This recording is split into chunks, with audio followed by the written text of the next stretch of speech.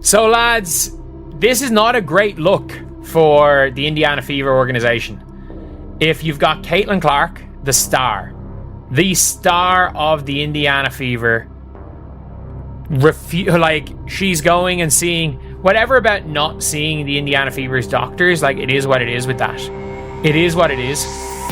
Like, I think a lot of players and teams get second opinions. But if you haven't seen here, Stephanie White says there's no update on Caitlin Clark or potential timeline. She met with another doctor, but White says she hasn't spoken with the... Caitlin Clark just delivered the loudest message of her WNBA career without saying a single word. After suffering her latest groin injury, the superstar who revived Indiana basketball has reportedly cut off all communication with the Fever's medical staff. This isn't just about injury, this is about betrayal. Much kind of leaked out the bag to the team that she was kind of going to get a second opinion. To me, an athlete like Caitlin Clark on her level, she should have been getting these second opinions.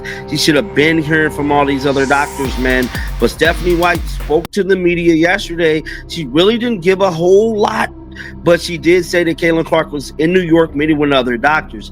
Now, with all of that being said, what does the timetable look like to me for Caitlin Clark coming back? I keep telling y'all, around the 17th to the 30th of August. Honestly, it was only a matter of time. Clark has been treated like a side character in her own story. A generational player being forced to adapt to a system that doesn't fit her, while her body keeps breaking down under mismatch. She has met with a different doctor. And she won't even give an update to the team. Not, oh yeah, you know, she's met with a different doctor and we're waiting on an update. She's waiting, or not even, well, that's basically it.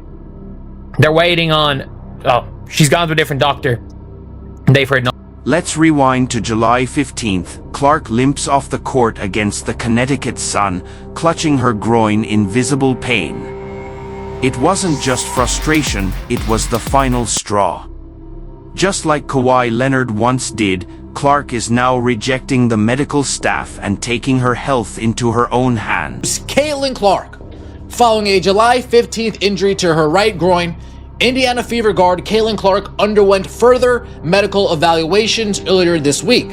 The team can confirm that no additional injuries or damage were discovered through the evaluations. Clark will continue working with the Fever medical team on her recovery and rehabilitation, with the priority on her long-term health and well-being. There is no timetable available for Clark's return, and no additional details will be provided at this time. Any further updates will be shared as they become available. This is 4 soft tissue injuries this season alone: quad, groin again, and general leg soreness. This from a player who never missed a game in college. It's not a coincidence.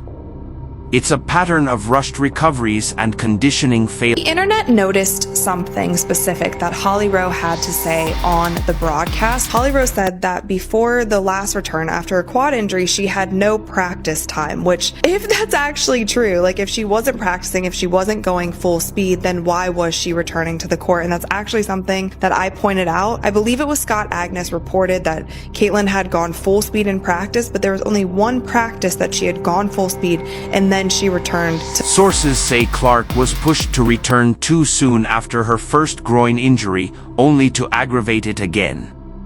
Now she's hired outside doctors and won't even let Fever trainers see her medical reports. The trust is broken. The relationship hanging by a thread. Clark's team has made it known we are going to be holding her out until she is fully recovered. We are not going to be rushing her back at all. After taking Indiana Fever's advice, eventually Caitlin Clark needs to take matters into her own hands, make decisions for herself, and I believe that's what we are seeing with the team that she now has surrounded. The official injury timeline is a disaster. Missed exhibition games in May. Out with quad strain. Groin strain in June. New groin strain in July. 11 missed games, plus the Commissioner's Cup. That's nearly half the season gone for injuries that should have been preventable. Speculating that Caitlin Clark injury could be much worse than expected. You know, these type of injuries and the way she's been getting these injuries is not normal. To have these strains back to back to back like this, and I said this before, Caitlin Clark mobility is off, bro.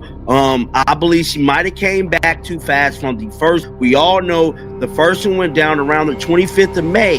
Then she came back and got re-injured around the 4th of July to the 5th, somewhere up in there of July, and then that brings us until. Meanwhile, Fever coach Stephanie White appears totally out of sync. She admitted she hasn't talked to Clark's outside doctors. That's not just disorganization, that's dysfunction.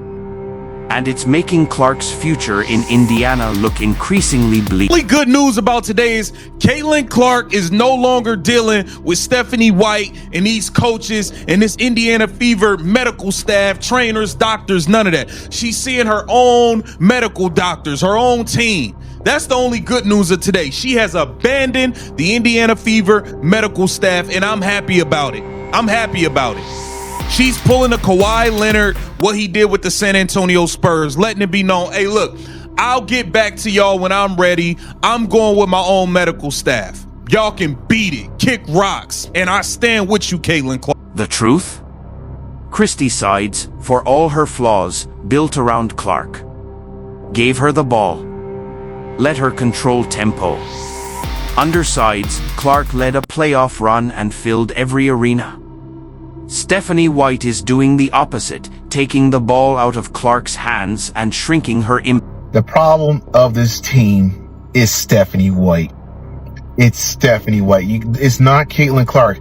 A great player don't all suddenly sucks. That doesn't happen. It's strategic. And everybody saying that they played better without Caitlin Clark. No. Actually, even this loss, Caitlin Clark gives them a better chance. They're under 500 without Caitlin. Then came the Liberty game on July 22nd.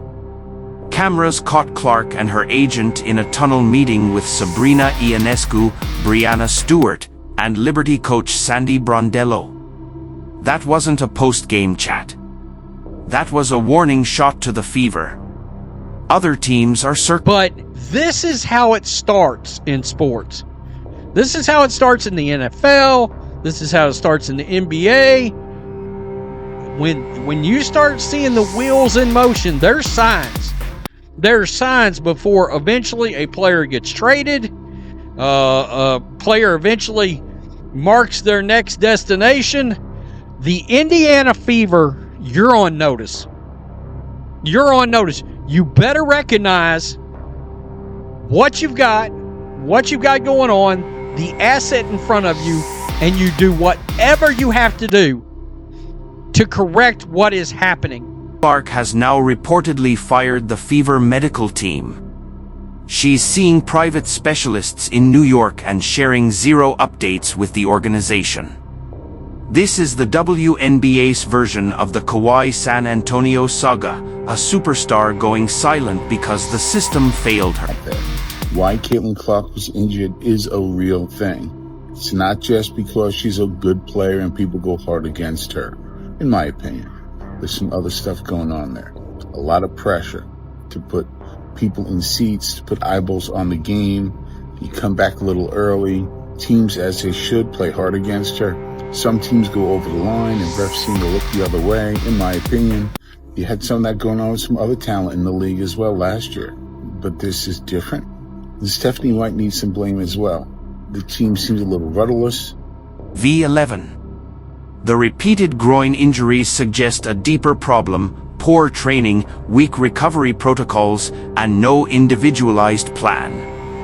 Experts say Clark's physical strain is being mismanaged at a basic level. And every missed game is costing Indiana their playoff hopes and their franchise future. Remember Peyton Manning when he called his own plays? He said, Tony Dungy, you run the defense, I run the offense. That's what exactly needs to happen in Indianapolis. Caitlin Clark is literally Peyton Manning. She should be calling the plays. She should run the offense. And Stephanie White called the defense. And here's the truth no one in Indiana wants to hear. Caitlin Clark owes them nothing. She brought record ratings, sold-out crowds, and relevance. In return, she got misdiagnoses, role-player treatment, and a system that limits her greatness. Is a WNBA team that have been very, very, very much in, like, they made it clear that they want Caitlin Clark, or they're eventually going to want Caitlin Clark. Along those lines, they made it very, very clear. And that team is the New York Liberty. I think there is a 50-50 chance Caitlin Clark leaves Indiana after her rookie season. No, after rookie season, after her rookie contract is up. She's 23. These are supposed to be her prime years. And Indiana's wasting them. Other teams like New York have the coaching, medical staff, and roster to win right now and build around Clark the right way. The countdown to her exit has already begun. This is the first time I haven't felt like a young body that can run around and sprint every day and just continue to do that, Clark said in an event during All-Star Weekend per Glamour. Being a professional athlete, you really have to take care of both your body and your mind. It's been a journey learning about